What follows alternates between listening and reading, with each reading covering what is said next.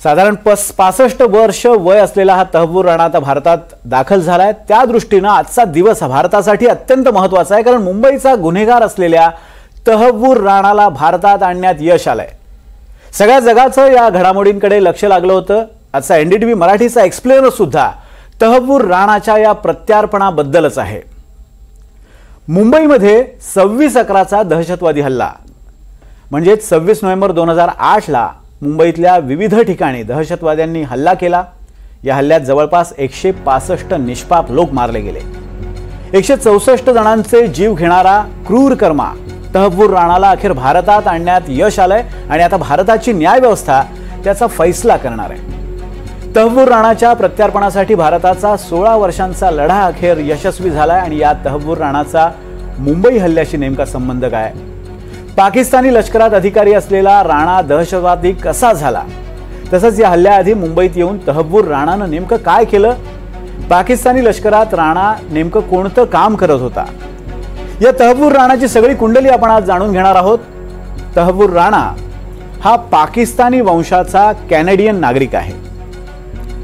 तो 10 वर्ष पाकिस्तानी सैन्यात डॉक्टर होता। त्यानंतर राणानं कॅनडात जाऊन कॅनडाचं नागरिकत्व स्वीकारलं। राणानं कॅनडामध्येच भारताविरोधी दहशतवादी हल्ल्याचा कट रचला। दहशतवादी डेव्हिड हेडली आणि लष्कर ए तैयबा सोबत मिळून राणानं मुंबई हल्ल्याचा हा कट रचला। 26/11च्या हल्ल्याचा मास्टरमाइंड हेडली हा राणाचा जवळचा मित्र आहे। मुंबई हल्ल्याप्रकरणी हेडलीला पकडल्यानंतर हेडलीनं राणाही या हल्ल्यामध्ये सामील असल्याची माहिती पहिल्यांदा तपास यंत्रणांना दिली। 2009 मध्ये अमेरिकेच्या एफबीआयनं राणाला शिकागो एअरपोर्टवरून अटक केली। त्यानंतर इलिनॉयच्या उत्तरी जिल्हा न्यायालयात अमेरिकेतल्या इलिनॉयच्या उत्तरी जिल्हा न्यायालयात राणावर खटला चालवण्यात आला आणि आता तुम्ही म्हणाल हा खटला कोणता होता? तर राणावर अमेरिकेत 3 आरोप आहेत। आरोप क्रमांक 1, डेन्मार्कमध्ये दहशतवादाला पाठिंबा देण्याचा कट रचणं हा प्रमुख आरोप होता। त्यानंतर लष्कर ए तैयबाला भौतिक मदत पुरवणं हा आरोप क्रमांक 2। भौतिक मदत म्हणजे रसद पुरवणं, हत्यारं पुरवणं आणि इतर सगळी मदत करणं। आणि आरोप क्रमांक 3 होता तो म्हणजे मुंबई हल्ल्याचा कट रचणं। या 3ही आरोपांमध्ये राणाला दोषी ठरवण्यात आला आणि त्याला 7 जानेवारी 2013 ला इलिनॉय कोर्टानं शिक्षा सुनावली। राणाला 168 महिन्यांच्या तुरुंगवासाची म्हणजे जवळपास 14 वर्षांची शिक्षा सुनावण्यात आली। तेव्हापासून राणा हा अमेरिकेतल्या तुरुंगात होता। त्याच्या शिक्षेचा बहुतांश कालावधी पूर्ण होताच मुंबई हल्ल्याप्रकरणी चौकशी करण्यासाठी आणि त्याच्यावर भारतात खटला चालवण्यासाठी भारतानं त्याचा ताबा अमेरिकेकडे मागितला। भारताच्या या मागणीवर रीतसर प्रक्रिया पार पडून अखेर मे 2023 मध्ये तहव्वूर हुसेन राणा याच्या प्रत्यार्पणाला अमेरिकेतील कोर्टानं मंजुरी दिली होती। मात्र या निर्णयाला आव्हान देत राणानं अमेरिकेच्या सुप्रीम कोर्टात एक याचिका दाखल केली। सर्वोच्च न्यायालयातली ही याचिका म्हणजे राणाची शेवटची संधी होती। ज्या दिवशी अमेरिकेचे राष्ट्राध्यक्ष डोनाल्ड ट्रम्प यांनी शपथ घेतली त्याच्या बरोबर दुसऱ्या दिवशी अमेरिकेच्या सर्वोच्च न्यायालयानं राणाची ही पुनर्विचार याचिका फेटाळली। आपण एकदा का भारतात गेलो की आपलं काही खरं नाही हे राणाला माहिती होतं। त्यामुळेच त्यानं प्रत्यार्पण टाळण्यासाठी बरेच हातपाय सुद्धा मारले। अखेर राणाला भारताकडे सोपवण्यासाठी म्हणजेच राणाचं भारताकडे प्रत्यार्पण करण्याच्या आदेशावर 10 जून 2020 रोजी अमेरिकेतल्या कोर्टानं सही केली होती। पण राणाच्या या प्रत्यार्पणाला विरोध त्यांनी स्वतः केला आणि त्यावर पुन्हा सुनावणी झाली। 16 मे 2023 ला राणाचा युक्तिवाद फेटाळण्यात आला। राणाचं प्रत्यार्पण योग्य आहे असं मत कोर्टानं नोंदवलं आणि त्यानंतर राणानं कॅलिफोर्नियाच्या सेंट्रल डिस्ट्रिक्ट कोर्टात फेरविचार याचिका दाखल केली। 15 ऑगस्ट 2024 ला न्यायालयानं राणाची याचिका फेटाळली। त्यानंतर अखेरचा उपाय म्हणून राणानं अमेरिकेतल्या सर्वोच्च न्यायालयात सुद्धा धाव घेत याचिका केली। अखेर 16 डिसेंबर 2024 ला अमेरिकन सॉलिसिटर जनरल एलिझाबेथ बी प्रीलॉगर यांनी न्यायालयाला राणाची याचिका फेटाळण्याची विनंती केली। त्यांचा युक्तिवाद ग्राह्य धरत 21 जानेवारी 2024 ला राणाची याचिका अमेरिकेतल्या सर्वोच्च न्यायालयानं सुद्धा फेटाळली आणि 25 जानेवारीला राणाच्या प्रत्यार्पणाला अखेर मंजुरी मिळाली। आता तहव्वूर राणाचं भारतात प्रत्यार्पण होणार यावर खऱ्या अर्थानं शिक्कामोर्तब झालं ते पंतप्रधान नरेंद्र मोदी यांच्या फेब्रुवारी मधल्या अमेरिका दौऱ्यामध्ये। या दौऱ्यात अमेरिकेचे अध्यक्ष डोनाल्ड ट्रम्प यांनी स्वतःच तहव्वूर राणाला भारताच्या ताब्यात सोपवण्यात येईल अशी अधिकृत घोषणा केली. आपण सगळ्यांनी ती ऐकली. याबद्दल त्यावेळी ट्रम्प काय म्हणाले होते आपण पाहूयात.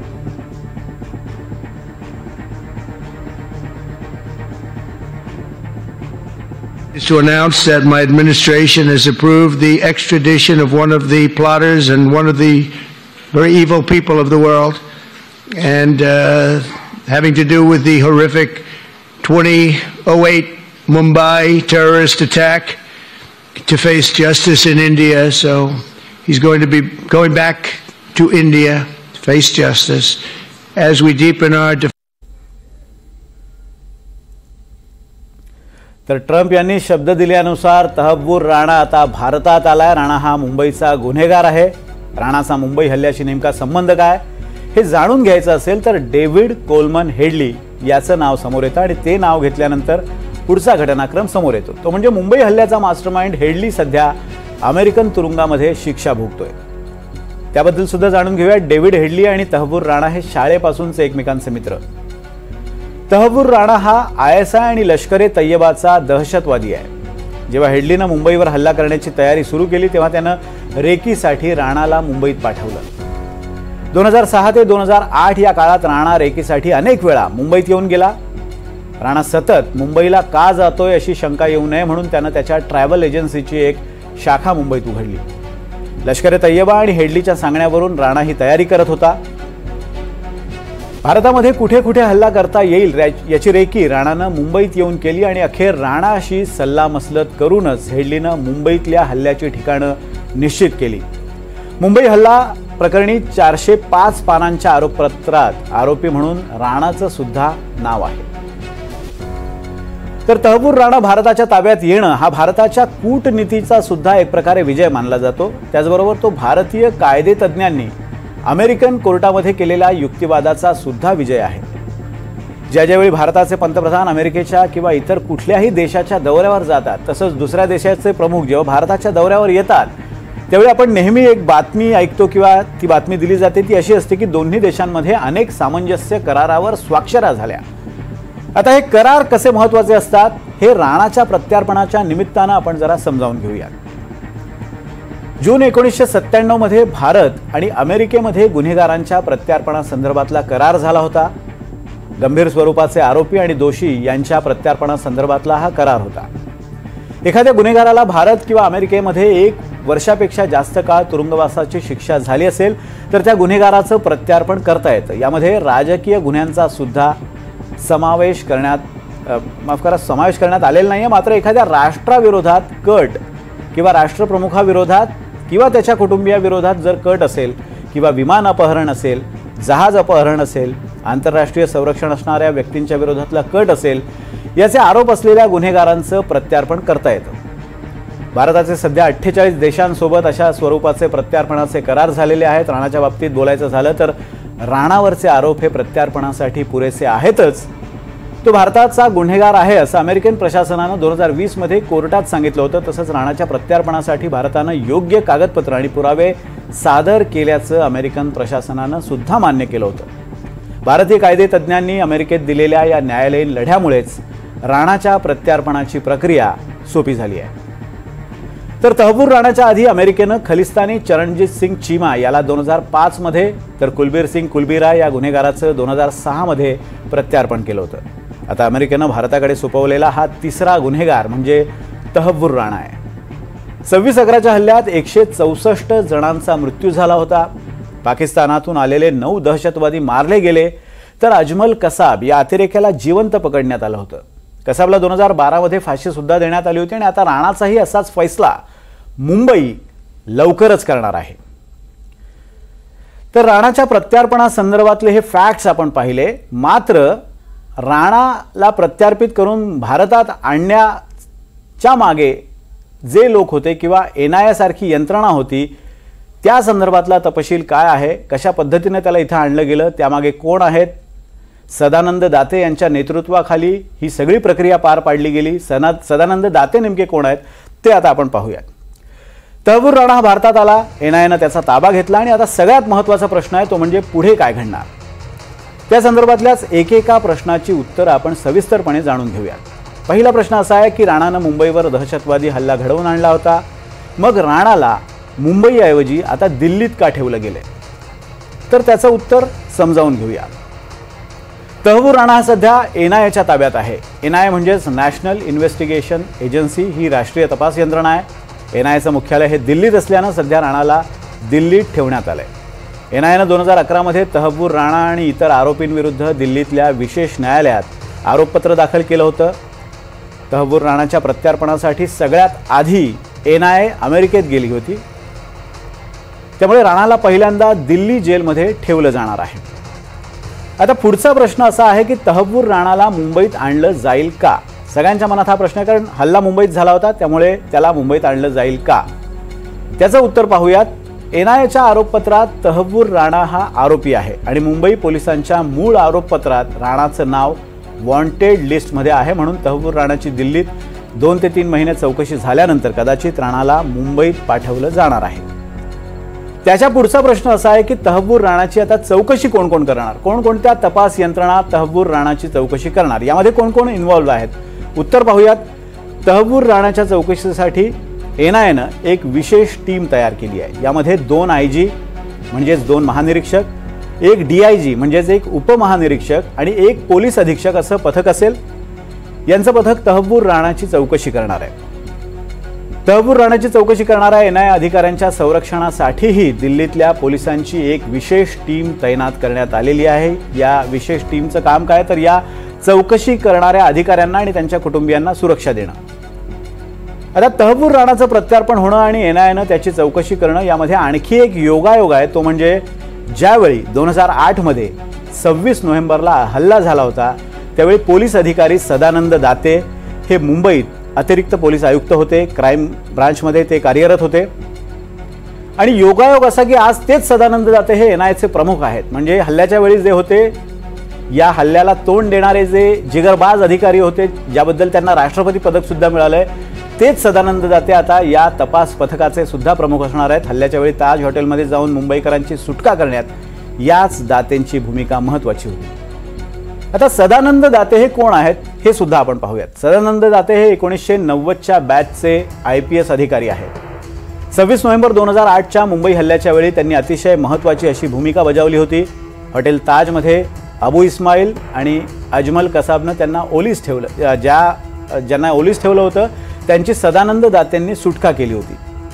26/11च्या हल्ल्यातल्या शौर्याबद्दल सदानंद दातेंचा राष्ट्रपती पोलीस पदक देऊन सन्मानही करण्यात आला होता. सदानंद दाते हे 30 वर्षांहून अधिक काळ पोलीस सेवेत कार्यरत आहेत. यापूर्वी त्यांनी मीरा भाईंदर, वसई विरार या भागाचं पोलीस आयुक्तपदही भूषवलंय.